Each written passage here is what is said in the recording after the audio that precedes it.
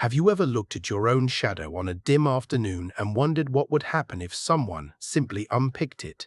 Imagine for a moment a world where the very fabric of your existence is held together by silver wire and black thread. In the highest, most forgotten attic of a city built on the calcified remains of ancient giants, a terrifying master is doing exactly that. He doesn't steal gold and he doesn't steal time. He steals the very essence of who you are. He is the shadow stitcher, and his apprentice is a boy who isn't made of flesh, but of yellowed parchment and liquid ink. If you've ever felt like your life was hanging by a single fraying thread, if you've ever felt like you were falling apart piece by piece, you are about to meet the boy who has to sew the world back together before he unravels completely. This is not just a fairy tale, it is a journey into the heart of the Pixar Gothic, a place where every stitch is a secret, every needle prick costs a soul, and the darkness is always hungry for a new pattern. Lean in close, listen to the rhythmic clicking of the needles, and whatever you do, don't let your shadow touch the walls. We are entering the workshop of the boy of ink and bone. Our story begins in a workshop that defies the laws of physics and the mercy of light. The air here is heavy, thick with the metallic scent of sharpened silver and the cloying, dusty smell of ancient paper. This is the domain of the shadow stitcher, but in the center of this sea of discarded black thread sits the true heart of our tale, Kale. To look at Kale is to see a tragedy of craft. His skin is not the soft, warm surface of a human child. It is the color of aged vellum, brittle, dry, and etched with the fine, sprawling lines of a manuscript that was never meant to be finished. When he moves, he doesn't sound like a boy. He rustles like a leaf caught in a winter wind. His hair is a living, writhing crown of tangled black embroidery thread, constantly reaching out into the gloom to grasp at the loose ends of the universe. But it is Kale's eyes that will truly haunt your dreams. They are not eyes at all, but literal, sharpened violet needles that spin within his sockets, glowing with a frantic internal clockwork every time he pulls a thread. He is the shadow stitcher's apprentice, a being born of ink and bone, tasked with a burden that would crush a sturdier soul. He does not bleed red when the master's needle finger pricks Kale's parchment skin. A stream of thick, liquid black ink flows out, the ink of sorrows. This ink is the life force of the scribe, the very substance of the stories the stitcher seeks to manipulate. The master takes this ink and, with a terrifying spider-like grace, sews it directly into the shadows on the wall, bringing them to life as twisted monsters. The shadow stitcher himself is a marvel of Gothic horror. He is a towering, spindly figure made of living midnight and silver wire. He has no face, only an empty, circular embroidery hoop where a soul should be. His hands are 10 jagged needles that never stop clicking. He glides through the workshop, his cloak of stolen shadows rippling like oil on water. He is the one who unpicks the laughter of children and sews it into the mourning shrouds of the forgotten. For Kale, every day is a battle to keep his own threads from being pulled, to keep his own parchment skin from being torn asunder by the master's relentless needle. He is a prisoner of the stitch, a captive of the seam. As we move deeper into the first 30 scenes of this narrative, we see the weight of Kale's labor.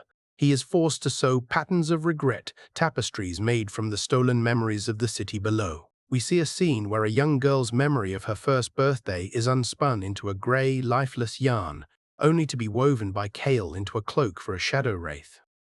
The visual detail in this Pixar-style world is staggering. You can see the individual fibers of the thread as they vibrate under the stitcher's influence. You can see the way the black ink stains Kale's parchment hands, never truly washing away, a permanent mark of his forced complicity. But Kale has a secret. For every shadow he is forced to mend, for every memory he is forced to steal, he hides a single bird bone button from his necklace inside the seams of his work. He is an architect of silent rebellion. He knows that every masterpiece has a flaw, and he is creating a flaw that will eventually bring the master's world down. They are tiny beacons of hope in a world made of thread. The moment of total defiance arrives in a sequence that feels like a cinematic explosion. The shadow stitcher, sensing the growing power within his apprentice, reaches for the final button, the one that sits directly over Kale's heart. In a blinding flash of silver wire, Kale doesn't just pull away, he snaps the button and hurls it. The bone expands in midair, growing with a resonant, bone-crushing sound into a massive rib cage shield. The silver wire of the master sparks and shrieks as it hits the bone, unable to pierce the shield's blue protective aura. Kale doesn't wait. He leaps from the attic window, his thread hair expanding like a dark parachute. This is the first time he has seen the sky, but it is not the sky we know. It descends into the Needle Woods, a forest where the trees are made of iron needles and the leaves are scraps of black lace that rustle with a metallic hiss. The wind here doesn't blow, it hums with a sickly high-frequency vibration. Kale must navigate this jagged landscape, using his needle eyes to find the fault lines in the environment. He is looking for the village of Lead Cloth, a place he has only seen in the stolen memories of the Stitcher's victims. When Kale arrives at the village, the tone of the story shifts. The villagers are covered in heavy, matte black cloaks that look like they are made of solid, cold lead. They move slowly, their bodies bent under the weight of their own shadows. They cannot look at the sun, they can only whisper to the dust. Kale meets a girl named Lilla, whose skin is the texture of faded denim and whose eyes are copper thimbles. Her grief is a literal weight, a cloak so heavy it has cracked the stone beneath her feet. Lila has forgotten what it feels like to stand tall. Kale realizes that his needle fingers were not just made to create monsters, they were made to repair the broken. In a long, beautiful sequence that covers the middle of our 100 scenes, Kale begins the great unpicking. This is a surgical mending of the village's despair.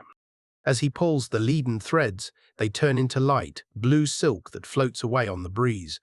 The Pixar style excels here, showing the fluid physics of the silk and the way the light catches the copper thimbles of Lila's eyes as she looks up for the first time in her life. The village, once a place of grey and black, begins to glow with a soft indigo light. But the shadow stitcher does not allow his patterns to be ruined. He manifests in the village well, his shadow cloak expanding until it swallows the stars. He brings with him the silver wire dragon, a creature of bone and starlight held together by miles of silver wire. This dragon is a masterpiece of macabre engineering, its wings made of stolen shadows that suck the oxygen from the air as it flies. The battle in the village square is a grand, cinematic symphony of light and thread. Kale's embroidery hair becomes a weapon of defense, weaving a massive, glowing violet web across the sky to catch the dragon.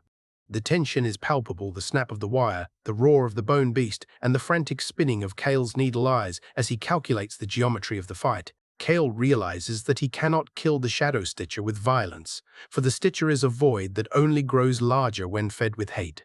Instead, Kale decides to complete him. In a move of staggering bravery, Kale lunges at the master, not with a weapon, but with his own inkblood.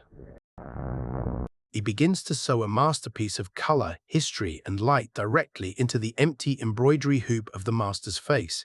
He fills the void with the stories of the village, the laughter he unpicked, and the hope he restored. The effect is transformative. The Shadow Stitcher does not die. He is fulfilled. He dissolves into a cloud of white feathers that blanket the village like warm snow. The silver wire that once bound the world now becomes the silver lining of every cloud. The dragon's skeleton collapses and turns into a green mountain, its ribs forming the archways of a new, vibrant city.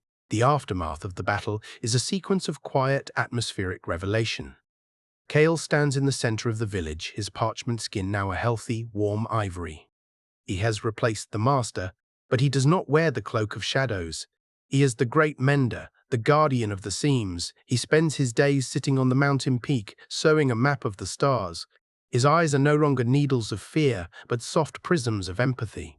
Every time he blinks, he projects a new possibility onto the world, ensuring that no shadow ever grows too heavy again. We see the city of silk thriving. People no longer wear lead, they wear woven starlight. Why? The children play with thread birds that Kale has brought to life, creatures that sing songs of mending and grace. The ink ocean, once a place of drowning shadows, is now clear and blue, filled with silver fish that swim through the submerged embroidery hoops of the past. The world is no longer a place of jagged edges and stolen memories. It is a world that is finally, beautifully, unbound. Kale's parchment skin has become a canvas for the sun, and his thread hair has become a halo of light.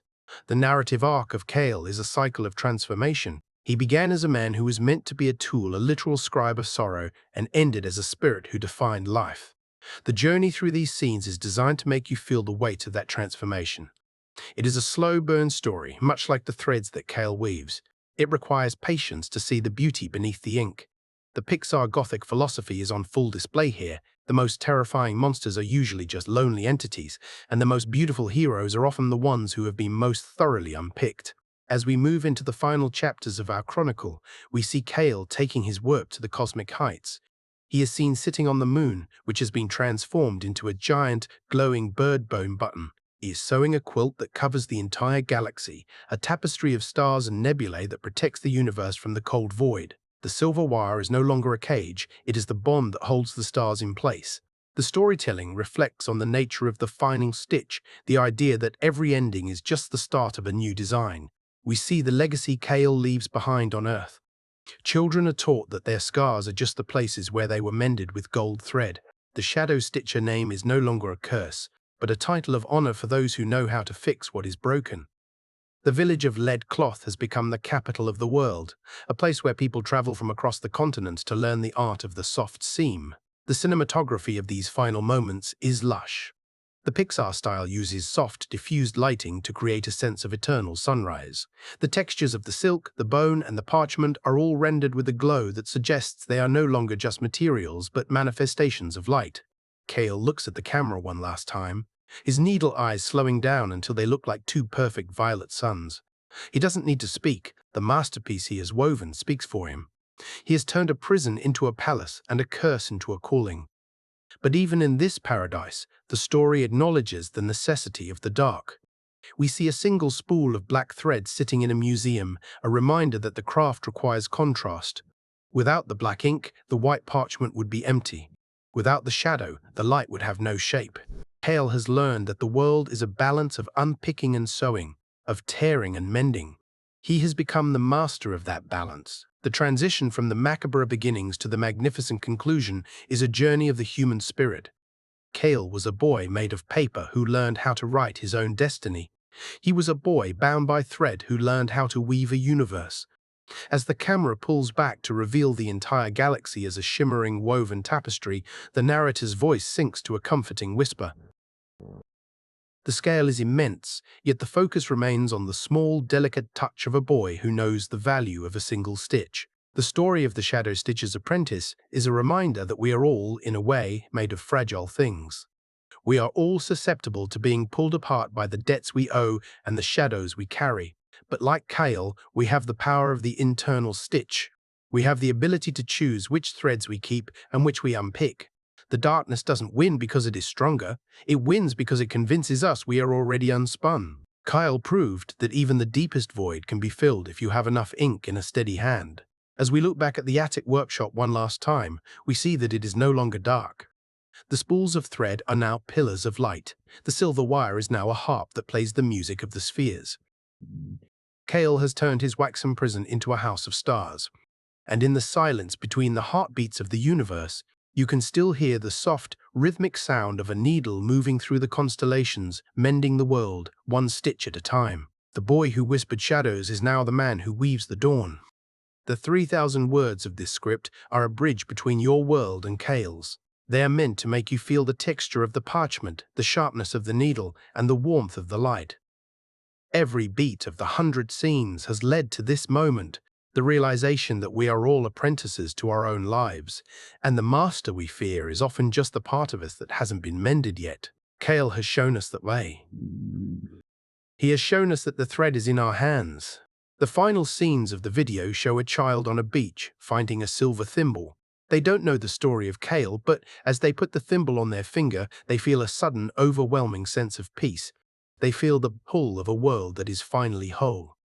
They look up at the moon button and smile. This is the true end of the story, not a period, but a comma. The weaving goes on. The light continues to flow. The ink is dry, but the story is still wet with the potential of a new day. As the music swells for the final time, reflecting a journey that began with a mournful violin and ended with a triumphant celestial choir, we see the tapestry of the world pulse one last time. It is a heartbeat. It is a rhythm. It is the signature of a boy who refused to be unraveled. Kale is there among the stars, his violet eyes watching over us all, needle in hand, ready to catch any thread that falls. Kale's journey reminds us that even when we feel like we are falling apart, we have the power to choose how we are put back together.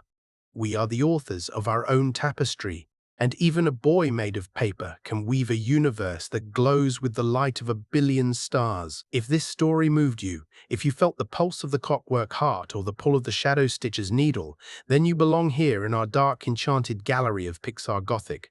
Don't let your own story fray at the edges. Join us for our next deep dive into the macabre and the magnificent.